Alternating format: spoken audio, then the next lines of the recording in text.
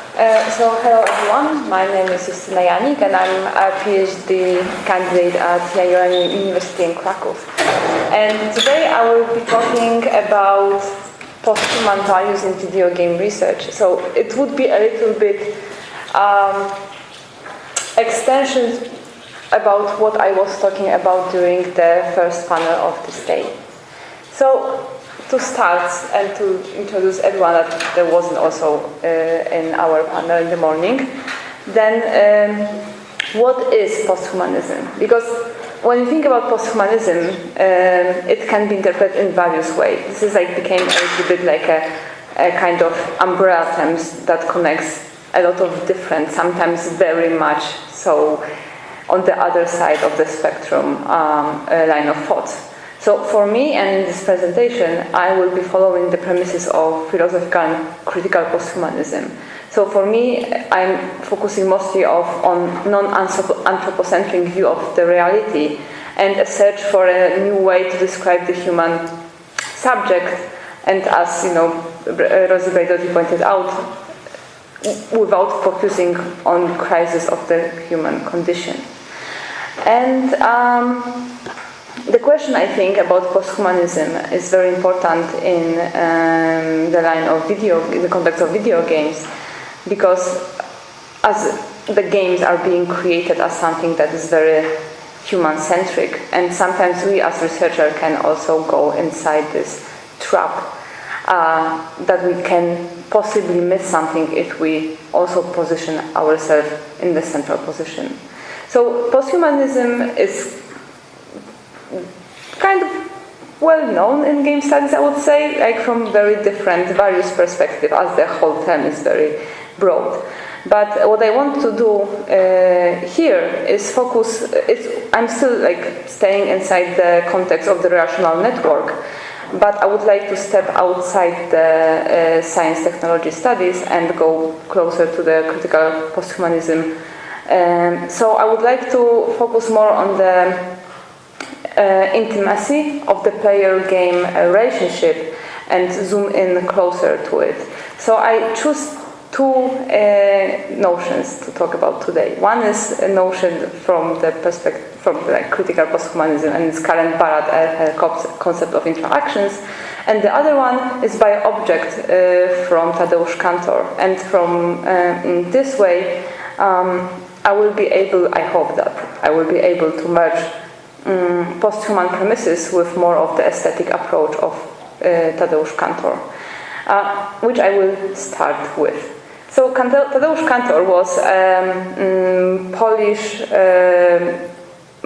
mostly theater director, but also he was very interested in art as general. So the idea of the bio-object emerged from his aesthetical exploration and what is the nature of art and how it is connected to the life and reality.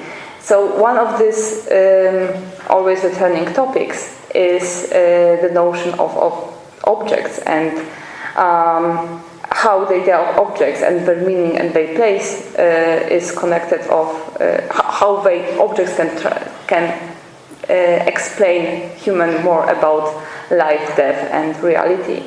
So how basically ready-made, taken from everyday life, garbage-like object can become the object of art, autonomous one.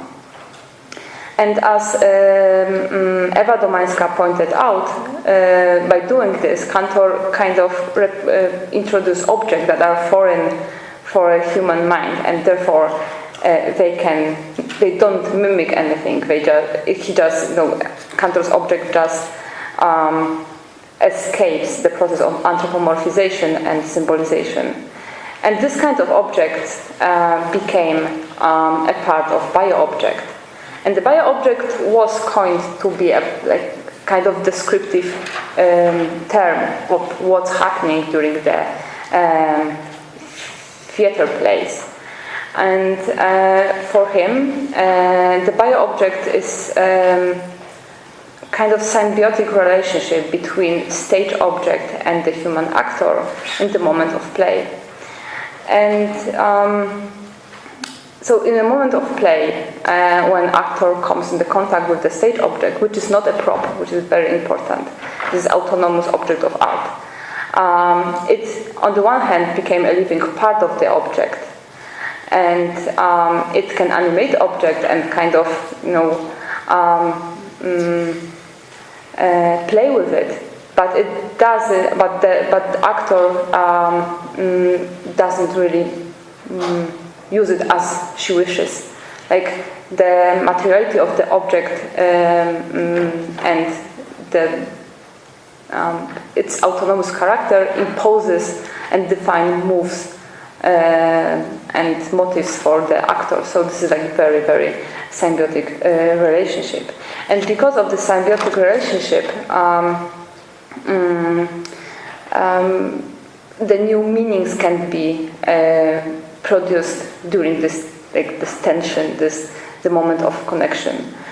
And so, for example, the example of the bio-object would be this woman in the window, which is like kind of, as Cantor put it, genetically intertwined together. So, but what is this kind of? It's very.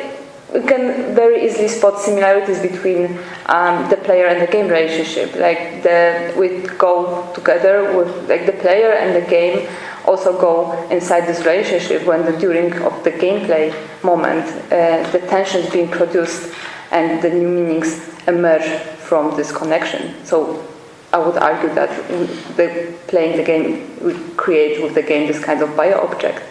But what is the most important about the bio-object is the fact that there is a constant struggle inside the bio-object. That the player and the game object are equal, and therefore they both conduit the meaning of the play. And because it is possible because of the two things. The first thing is because the connection is unstable. That inside the bio-object is constant rivalry between human and non-human actants. So we can imagine this power struggle between a game and the player, for example, when player has to when player change a game and, for example, make a decision in a game, but also when the game is too difficult to pass. So we can see that one side can be more dominant in one moment of time, but in the other moment of time, the other is more dominant.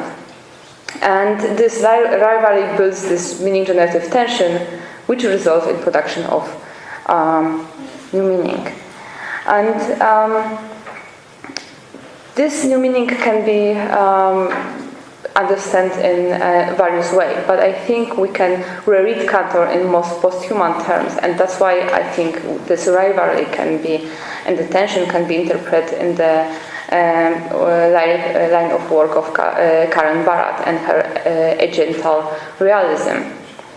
So Karen Barad was inspired mostly by quantum physics, like Niels Bohr quantum physics to be exact. And for her, well, she developed more of the thinking of Niels Bohr. The reality is composed of things in phenomena that gain their individual properties only through specific material discursive practices, which are, as she said, ongoing agental interactions of the world.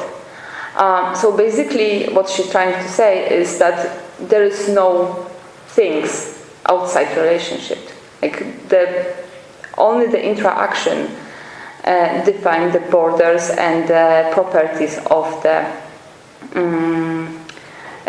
objects. Therefore, like she argued that interaction replaces interaction, because if there is no determined independent entities in this process of this proceeding creations, like this, it has to be interaction first to create objects.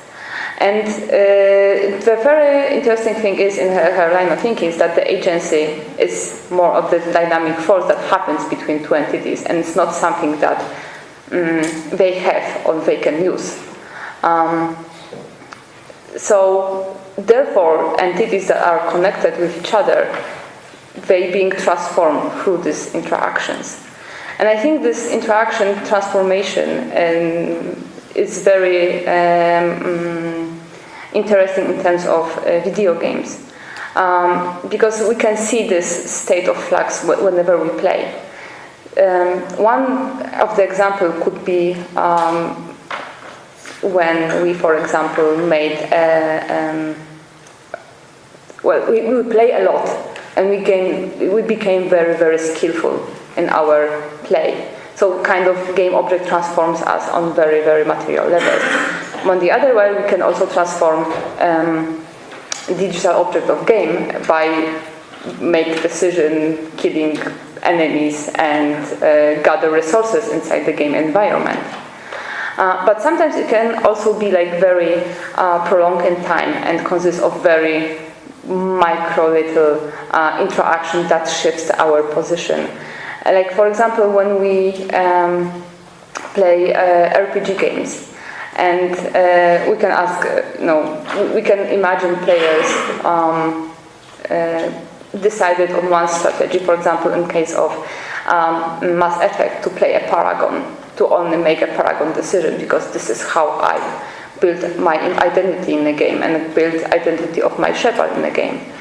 But in the final decision about genophage, if we wanted to cure it or not, the player that would play Paragon, but for example was too attached to the character of Martin Solas, would say, no, I won't sacrifice him because I'm too much connect with him. So the transformation is being made.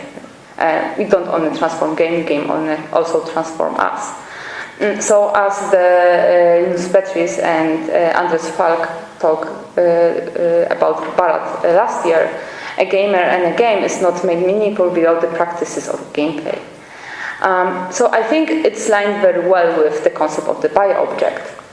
And the similarities would be like the main three areas. Like the first, that we can interpret play as a specific material discursive practice that constitutes both player and the video game, and which is specific because not every connection between human and human can become a bio-object, obviously. And the second would be a rivalry, which is this kind of dynamic force of interaction that constantly changing its intensity, which results in the changing of boundaries and properties of player in a game. And a good example would be glitch and glitching. So glitch in most of the cases is a result of the interaction, most of the result of interaction of the game and the player. And when the glitch manifests itself, we can interpret it as regaining this more dominant position during the gameplay, like, yes, I'm here, I'm autonomous object. While glitching, when we understand, it's like after the process of understanding how the glitch works, would be regaining this position by the player. Like, now I'm more dominant because I understand how the glitch works, so I can use it during the gameplay. And the third thing that is very similar in both Cantor and Barat is the meaning, which for both of them is created through a specific material discursive practice. So what's different between Cantor and Barat, and what is special about the bio-object? And I would argue that the bio-object idea would be a nice interpretive analytic tool for researching video games, is the fact that in this line of thought, the game object is perceived more as an object of aesthetic consideration. So it is not only put in the context of this very specific theater, but also this very specific theater is the theater where the objects are always co-creators of meanings. They are very, very important in this theater. So we can say that by using bio-object idea, we are narrowing current Barat line of thought and focus more about poetics and how the aesthetic meaning can emerge through material discursive practices. So in this way, meaning is not only something that can appear inside or within the bodies of entities, but something that emerges through the bio-object connection, because it's kind of interactively created possibilities. So we are creating something new because of the involvement of two actants, human and non-human. A good example of that, but not only one, is, for example, fiction, which for Cantor and in all of his work was something that is something that has happened during the play. It's not like a goal of the play, it's something that has happened during the play. So as he put out, fiction is something that is disappearing and reappearing during the play, like shown through the life of this bio-object. And we can imagine the same thing playing video games, like we can be Dragonborn and have this epic adventure, but in the next gameplay we can be a speedrunner and not really focus on the fiction level. And in the one, it can happen during the one singular gameplay. Like for example, we can play Witcher and be very focused on having completed the task and be very strategic about it. And in the next moment, we can focus about love life of Geralt of Rivia. The other thing is, again, glitch, for example, that can be a catalyst of creating new meanings. So when the glitch appeared, as I said before, the autonomy of the game emerged, I'm here. And sometimes people use fun work, they very, very widely understand to deal with that. And for example, produce fun art. For example, here is a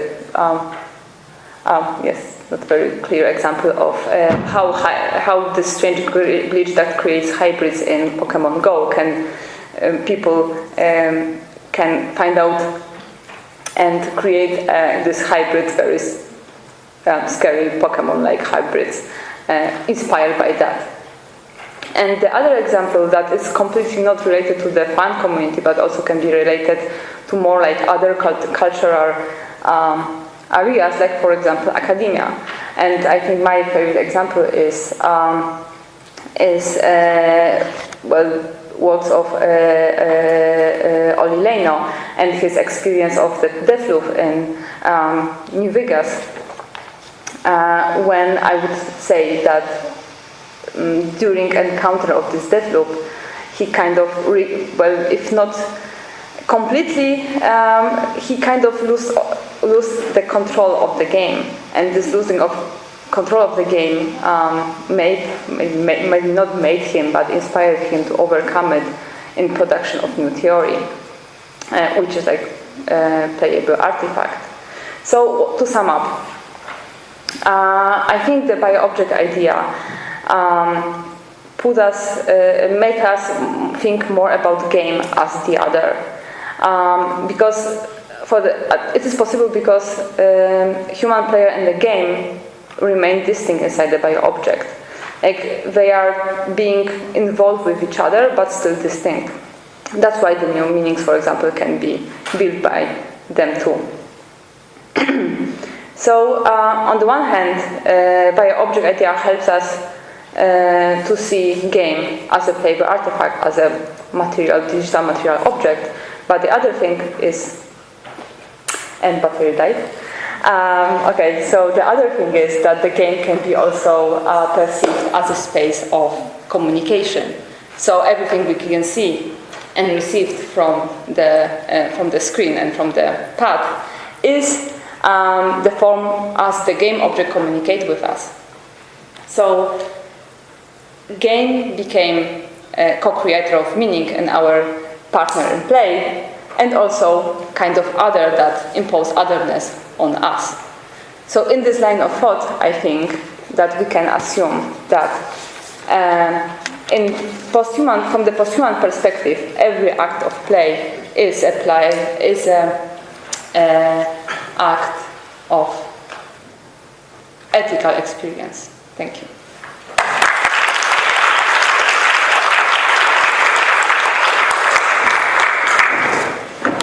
Let's open up for discussion.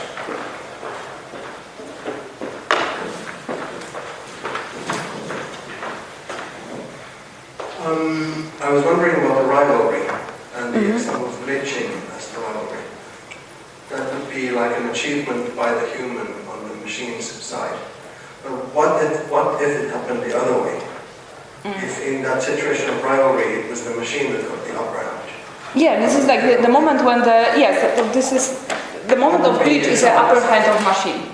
But what would be examples of the other way? When the machine gets an upper hand of the human. This is the moment, like glitch is the upper hand of the machine. Yes. I see. Because it's like, we are playing, we are having fun, and then glitch. And sometimes glitch can be very, not pleasant, and for example, can just end up the game. So this is the moment when our involvement is being like turned on, turned off a little bit. I see, so the machine thinks, sorry for taking so much time, the machine thinks that the only way to win is to not play. Like, no, first of all, I don't think machine can think. Yes. Yeah. And I think one of the so it is more like manifestation of the game autonomy. So usually when we play, the game is smooth, so we don't really see the game object because it's smooth, it's seamless, everything's fun, and then but the game is still there. It still runs processes, but that's very complicated. And the moment of glitch is the moment of the autonomy of the game, when the game can manifest the material side of itself. Yes.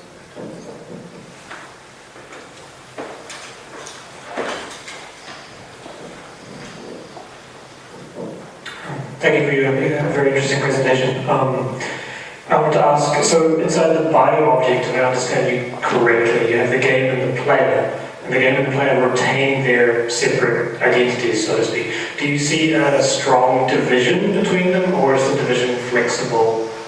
No, I think this is.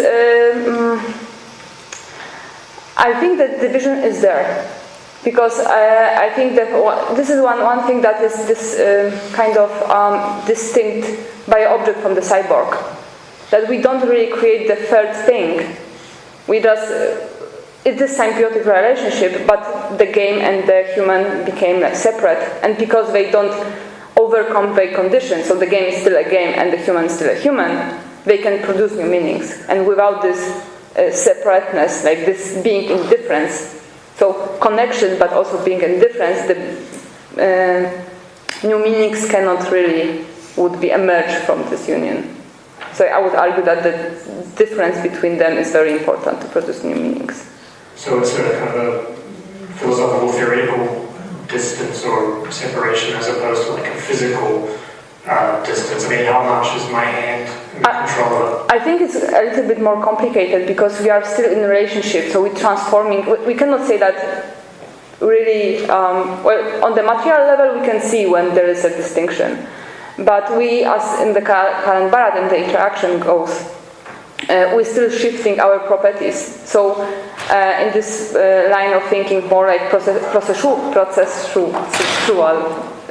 line of thinking, we cannot say where the borders are, really. But we still are autonomous beings. Thank you.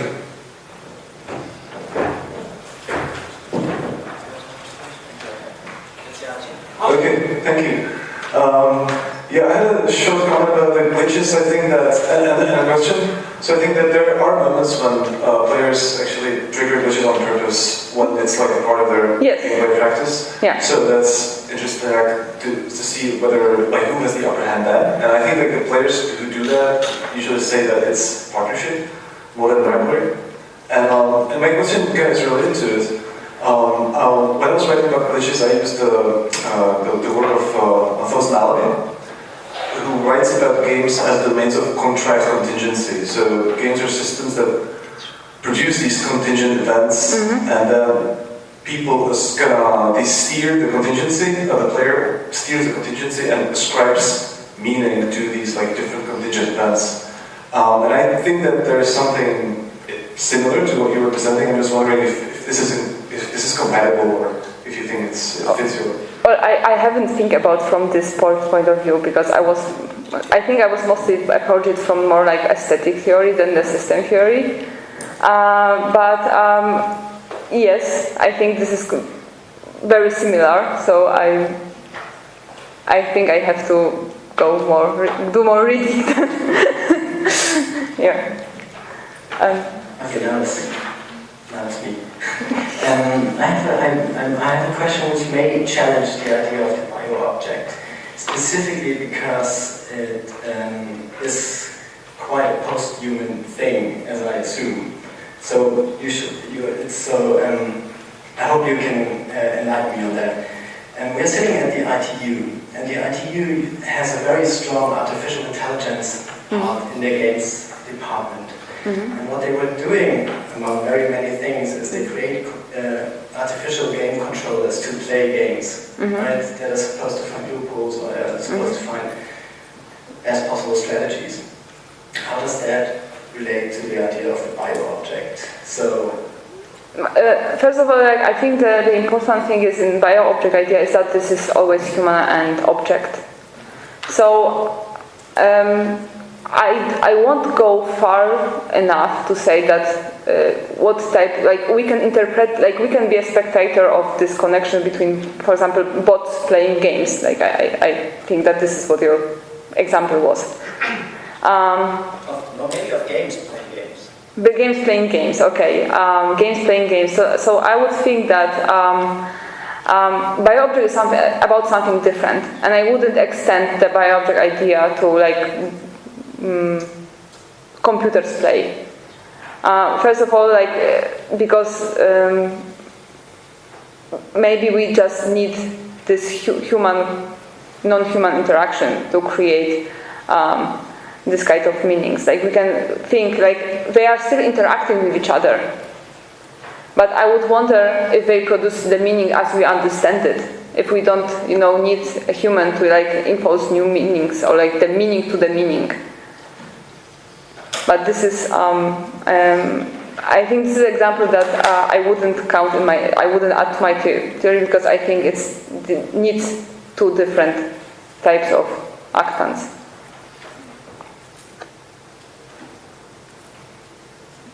Okay. And the last question.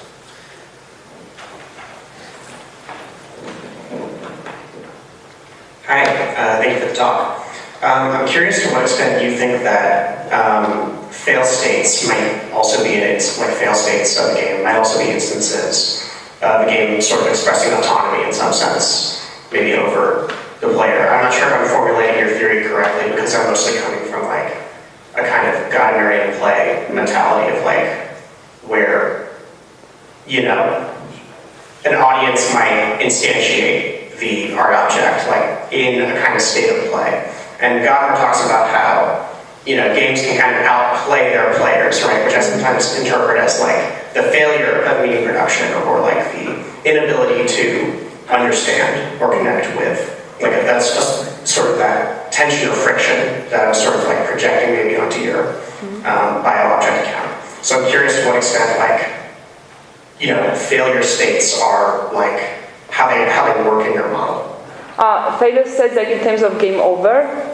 Yeah, so okay. I was thinking about, I don't know, like sometimes I feel like I'm in sync with Dark Souls, and sometimes I feel like Dark Souls beats me. Yeah, so I think this is like the moment of rivalry. Like this is the moment when like I was also the answer a little bit with the what Oli asked me. Like when you play Dark Souls and feel like yes, this is a good play because I'm progressing. And I think this is the moment when you understand rules so you can feel like more dominant in a way. But for different reasons, like for example you have like worse day, worse concentration, like a lot of things that happening can result in the fact that it's more like a video game day than yours. So I think this is the moment when we talk about this rivalry, that this is never a stable connection. And because it's not like we experiencing flow all the way. Because of autonomous character of the game and the player, we have this kind of instability, which I think this is very important and explain also why we have different states of play or experience of play.